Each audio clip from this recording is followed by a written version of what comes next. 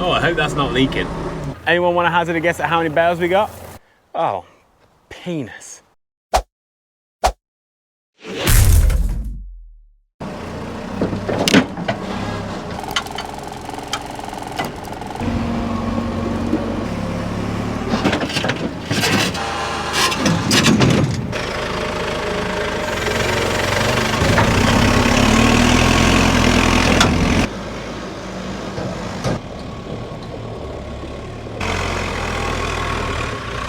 I'm not gonna lie, I'm starting to get a little bit of a stress headache. One of my favorite things about the summer is getting all the cattle yards clean so that we can put kit in them.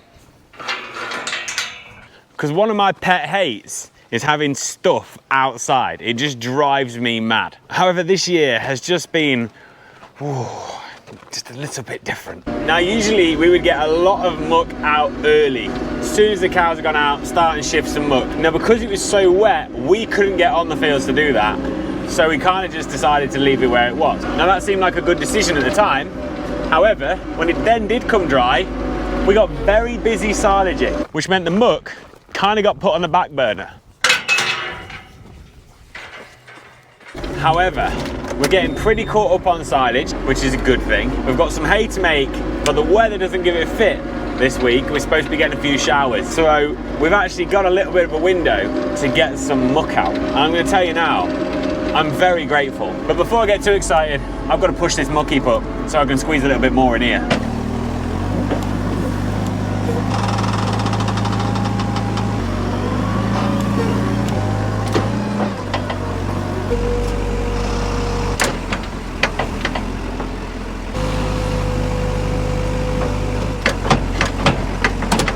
Well, the muck heap's pushed up, so that's the start. Now I've got to go and see what damage we can do inside the shed. Figuratively, not literally. I've just got to go and get the tractor now to put on the trailer. As you've seen, I did bring the bucket up because how rotten it is, it might actually be easier just to do it with the bucket rather than the grab.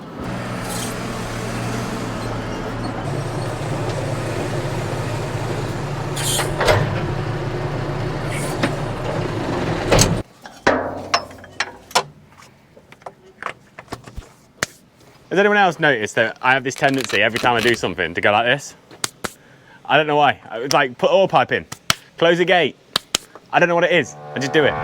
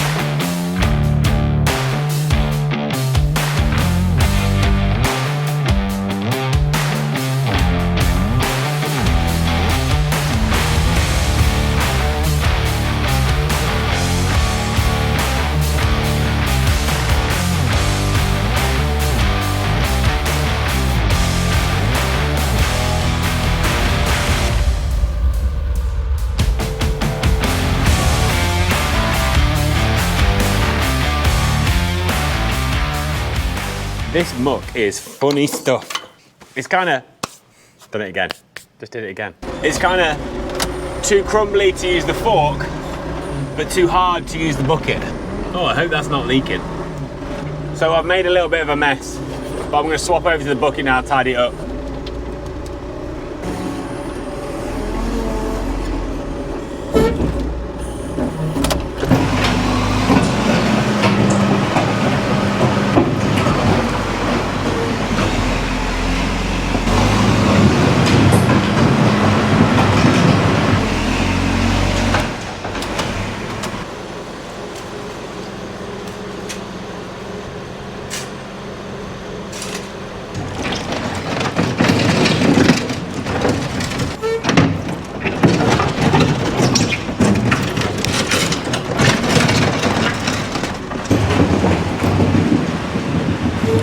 No one on this earth can tell you how good that's made me feel. Got one concern though. Got a bit of water down here. Now I didn't go anywhere near that for the record. That was not me. So if that is a leak, then it's probably been chewed. But I don't know.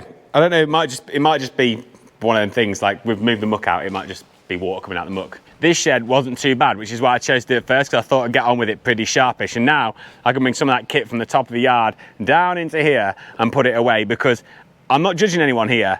You do you. But I can't stand having kit outside. It just, oh, it riles me. You pay all that money for it and then you're just watching it just rust and go dull and, oh, hate it. So I can bring it down and put it in there now and it can stay nice and dry and out of the weather.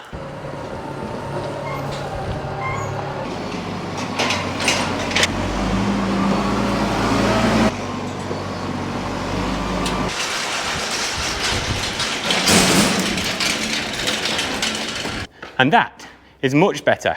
Even managed to sneak the flat 8 sledge in the corner there out the road. And the top of the yard looks way tidier, which makes me feel better. Someone did ask what we were going to do with those tyres when we took them off the telehandler. Obviously, keep them, because what would we put there if we didn't have them?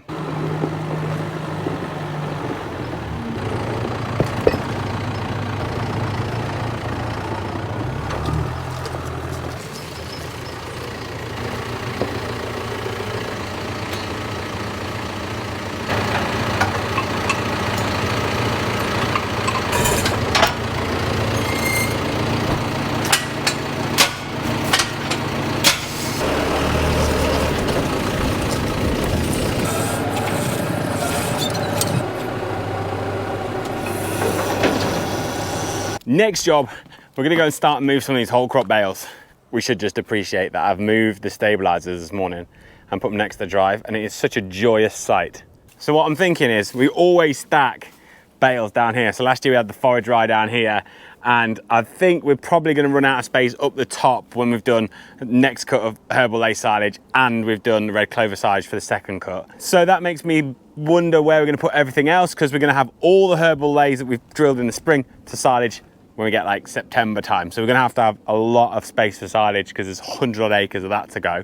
So I'm thinking we're gonna put the Wholecrop here, maybe 5 or 6 wide, and run down the side of this shed so that we can get at them from the end. And then should we need any more space, we can put herbal lay there, or we could put straw there and put herbal lay out the back, or we could put straw out the back, yeah, whatever. But at least we've got some space to put something else and we'll be able to get at everything. Right, so with that decided, and Dad not here to tell me otherwise, let's go and get some bales moved.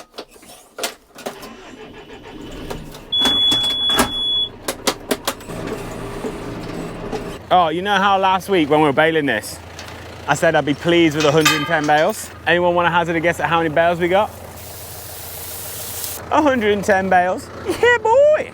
The speed at which that grass is growing back through here though, it's been less than a week. Look at it. So, plan with this field is, we're going to let it green up, and then we're probably going to put some cows on it for a couple of days, because we can. And then, when the barley is off, and the field next door, we'll probably come in here, spray it off, and then we're going to drill it with a herbal lay. Now this field is probably our lightest field. It's very stony and pretty free draining. So it is tempting to have a go at outwintering on here, but I ain't sure if I've got the minerals, if you know what I mean. And don't get me wrong, we'll give it a go one day, but I think you have to earn your right to outwinter, and I'm not sure we have yet. Anyway, I'm going to shut up and we're going to cart some bales.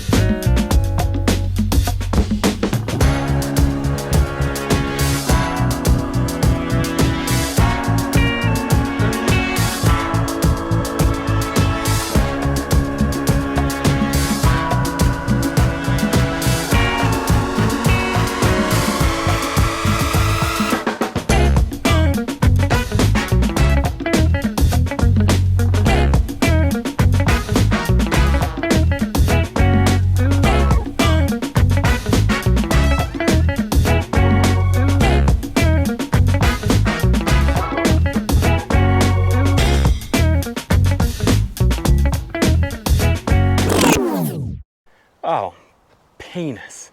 So basically, I've managed to crash my drone into that tree. To be honest, I wasn't really taking much notice what the drone was doing because I was busy taking notice of what I was doing. That makes sense? And I was just glanced down at the controller and I was like, hey, that looks cool. And then into the tree. It's up there somewhere. I'll have to get it down. Aha! Success! And everything still works, I think. To be honest with you, my confidence with this thing is starting to go through the floor. I had that thing for well over 12 months before I managed to crash it for the first time. So I thought I was like some sort of drone flying wizard. And honestly, for a long time, I wondered how the hell Tom Pemberton managed to crash so many drones. And then there must be some sort of like psychological transition that happens and then you just all of a sudden can't fly them anymore and you crash them into everything. But in the last few months, I've managed to crash that drone into a tree, some power lines, my actual tractor, a hedge. I've smashed blades, God knows what else. I haven't done the arm yet though. Tom's got that one on me. Hey, come check this out, because I think this is pretty cool. I recently read a book called For the Love of Soil by Nicole Masters. It's a great book. You should buy it and read it. If you don't like reading, then get it on audiobook, because you can. And in there, they were talking about the natural seed bank in the soil. And I just wanted to show you something, because this is just like blowing my mind. In the bottom of here, you can see all of this clover. Now, you can't see it as well in this field as what you could before we mowed it, but all these patches are all clover. Now, the crazy thing is, since we bought this farm in 1961, I don't think there has ever been clover drilled in this field. And in that time, this seed has just laid dormant in the soil, just sitting there waiting for an opportunity to grow. But the reason why it doesn't grow is because it's constantly being inhibited by fertilizers and chemicals, cultivations, everything that we just generally do to the soil. Just keeps all this stuff sat there and not allowing it to germinate and actually start and grow. But once you start and take away all of those inputs and you start and allow your biology and your nutrients to cycle properly and actually balance out, then that natural seed bank will start and give you a bit of payback, which is pretty cool.